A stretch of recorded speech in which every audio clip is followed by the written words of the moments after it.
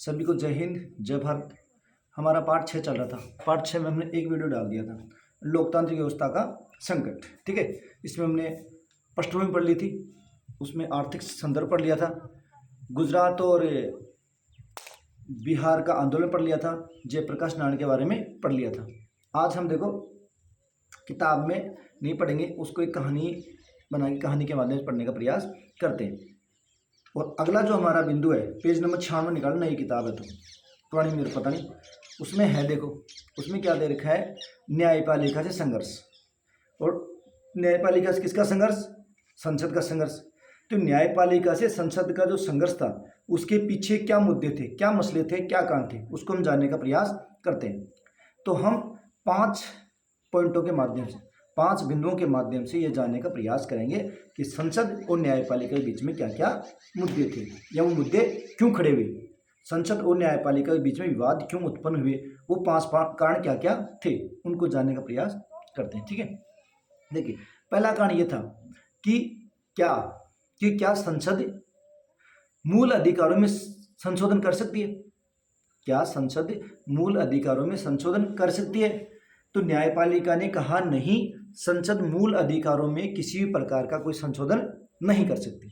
ठीक है, दूसरा कारण क्या था कि क्या संसद संविधान में संशोधन करते हुए संपत्ति के अधिकार में काट-छांट कर सकती है, अर्थात संपत्ति के अधिकार में कुछ बदलाव कर सकती है। तो इस पर भी सर्वोच्च न्यायालय का ये निर्णय था कि नहीं, संसद संविधान में ऐसा कोई भी संशोधन नहीं कर सकती जिसमें मूल अधिकारों का हनन होता हो, अर्थात साफ साफ मना कर दिया। तीसरा कारण क्या था विवाद का? तीसरा कारण यह था कि संसद ने यह कहते हुए संविधान में संशोधन कर दिया कि सरकार नीति निर्देशक सिद्धांतों को प्रभावशाली बनाने के लिए मूल अधिकारों में कटौती कर सकती है, ये कानून बना दिया। तो इसको भी न्यायपालिका ने निरस्त कर दिया कि ये भी कानून के अनुसार नहीं, ये भी संविधान के सम्मत नहीं है, अर्थात ये भी क्या है, असंवैधानिक नियम है, असंवैधानिक कानून है, इसलिए इस कानून को निरस्त कर दिया। तो साहब ये जो 3 कारणों की वजह से सरकार के बीच में, अर्थात संसद के बीच में और न्यायपालिका के बीच में संघर्ष उत्पन्न हो गया, अर्थात एक दूसरे के दोनों विरोधी हो गए। उसके अलावा 2 कारण और थे। 2 कारण क्या? 1973 में एक फैसला आया था केशवानंद भारती और केरल राज्य के बीच में। केशवानंद भारती और केरल राज्य के बीच में एक फैसला आया था। विवाद ये था दोनों के बीच में कि क्या संसद मूल अधिकारों में संशोधन कर सकती है। तो इस फैसले के बाद में, फैसला मैं बात बताऊं क्या क्या है, इस फैसले के बाद में जो मुख्य न्यायाधीश थे उनका पद हुआ रिक्त, खाली हुआ, उनकी आयु हो गई थी समाप्त, 65 साल हो गई। तो अभी बनाना था नया मुख्य न्यायाधीश। अभी जब मुख्य नया न्यायाधीश का चुनाव करना था, उसको निर्वाचन करना था उसका, तो उसका निर्वाचन करता राष्ट्रपति। अभी राष्ट्रपति अपनी इच्छा से करता है, प्रधानमंत्री से पूछता है या मंत्रिमंडल की सलाह लेता है। इस मामले में संविधान हमारा मौन है, संविधान कुछ भी नहीं बोलता है, अर्थात राष्ट्रपति की मर्जी है, प्रधानमंत्री सलाह ले, मंत्रिमंडल सलाह ले या ना ले। तो हमारे राष्ट्रपति जी ने 3 वरिष्ठ न्यायाधीशों की अनदेखी करते हुए, चौथा जो न्यायाधीश था मुख्य न्यायाधीश, चौथा जो न्यायाधीश था सुप्रीम कोर्ट का, उच्चतम न्यायालय का, उसको मुख्य न्यायाधीश बना दिया और उनका नाम था अजीत नाथ रे। ठीक है, अजीत नाथ रे को मुख्य न्यायाधीश बना दिया गया और 3 वरिष्ठ न्यायाधीशों की अनदेखी कर दी गई। तो ये एक और मुद्दा था जिसकी वजह से संसद और न्यायपालिका के बीच में संघर्ष उत्पन्न हुआ। अभी साहब 5वां कारण क्या था? 5वां और तात्कालिक कारण यह था, मुख्य कारण यह था कि इलाहाबाद उच्च न्यायालय ने 1971 में जो चुनाव इंदिरा गांधी जीत गई थी, उन चुनावों को निरस्त कर दिया, अर्थात इंदिरा गांधी का चुनाव निरस्त, इंदिरा गांधी सांसद नहीं है। अब इस चुनाव में और ज्यादा क्या हो गया, दोनों के बीच में टकराव हो गया, किसके? संसद और न्यायपालिका। तो ये 5 मुख्य मुद्दे थे जिनकी वजह से संसद और न्यायपालिका के बीच में टकराव उत्पन्न हुए। ठीक है सर, अभी आपको मैं 2 वाद याद दिलाता हूं, क्योंकि 2 वादों से आप ये समझ पाएंगे कि इंदिरा गांधी ने राष्ट्रपति के ऊपर दबाव डाल के 3 न्यायाधीशों की अनदेखी क्यों करवाई, अर्थात उनका क्या कसूर था कि उनको मुख्य न्यायाधीश नहीं बनाया गया और चौथे नंबर के न्यायाधीश को मुख्य न्यायाधीश बना दिया गया। एक भी नहीं, दो नहीं, 3 न्यायाधीशों की अनदेखी कर दी। तो उसके पीछे कुछ कारण है। उसके पीछे कारण यह है कि केशवानंद भारती और केरल राज्य के बीच एक विवाद हुआ और विवाद यह था कि क्या संसद मूल अधिकारों में कटौती कर सकती है। तो साहब इसके लिए बड़ी बहसें चली, बड़ा वाद विवाद हुआ। तो ऐसे करके 13 न्यायाधीशों की एक बेंच बनाएगी, एक पीठ बनाएगी, एक समिति बनाएगी। उसमें 13 न्यायाधीश थे, वरिष्ठ न्यायाधीश।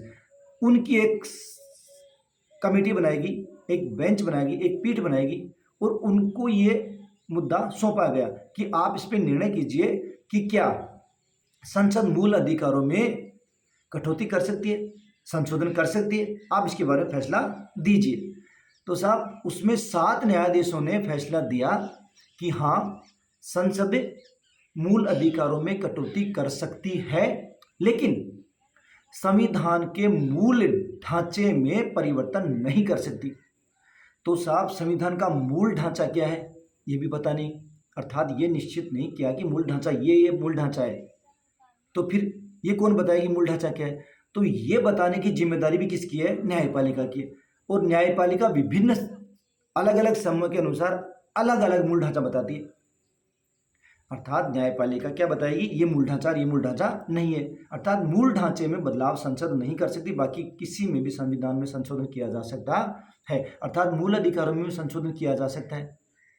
अभी जो 6 न्यायाधीश थे, बच गए कितने? 13 में से 7 ने पक्ष में फैसला दिया सरकार की, 6 ने पक्ष में नहीं दिया, विरोध में फैसला दिया। और उन्होंने कहा कि संसद मूल अधिकारों में कदापि कटौती नहीं कर सकती।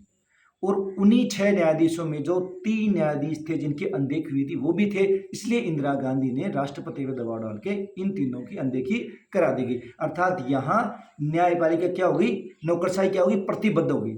अभी यहाँ सरकार के पक्ष में फैसले देंगे और जो भी मुद्दे उठने लगे, जो भी बातें होने लगी, वो घालमेल होने लगा। यानी संसद का और न्यायपालिका दोनों का घालमेल हो गया। पता नहीं चलता संसद कौन सी है, न्यायपालिका कौन सी है। जो संसद बोल रही है वो न्यायपालिका मान रही है, जो संसद करी वो नौकरशाही मान रही है। अर्थात संसद के प्रति नौकरशाही और न्यायपालिका प्रतिबद्ध होगी।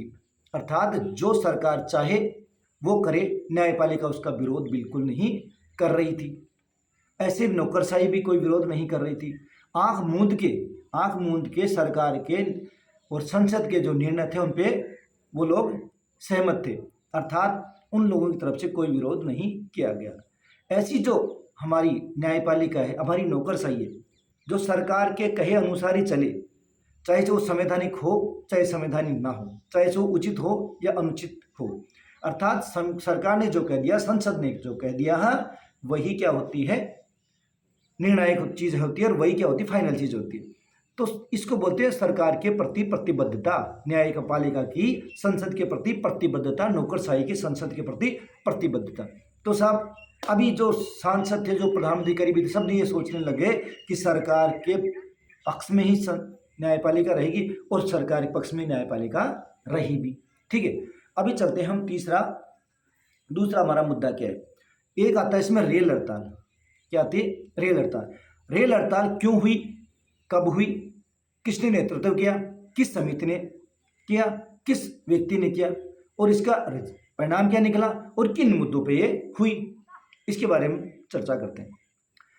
मई 1974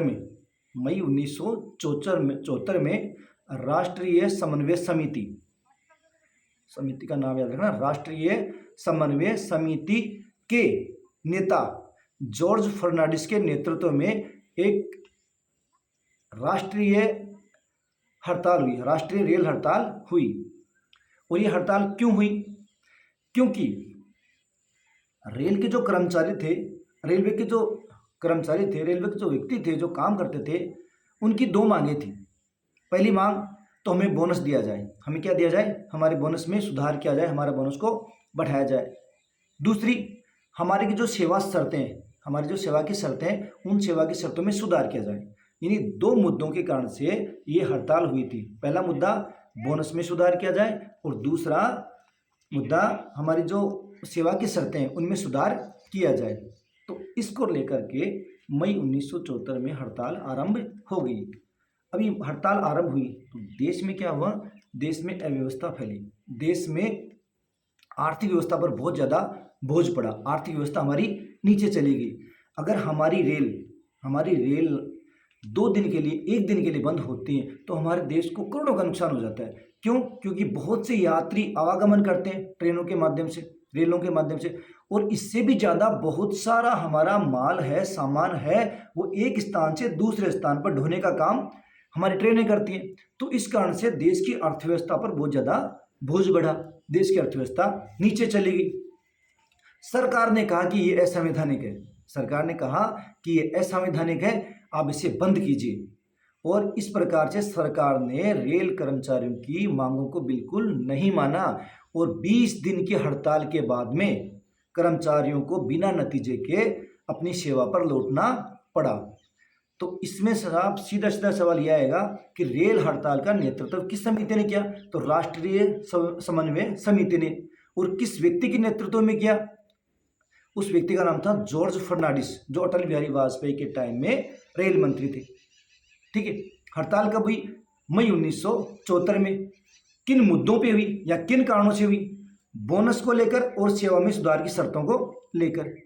इसके अलावा आपसे कुछ भी नहीं पूछा जाएगा। ठीक है। तो इस तरह से हम छोटी छोटी वीडियो बनाएंगे और छोटे छोटे मुद्दों पे डिस्कस करेंगे। जय हिंद।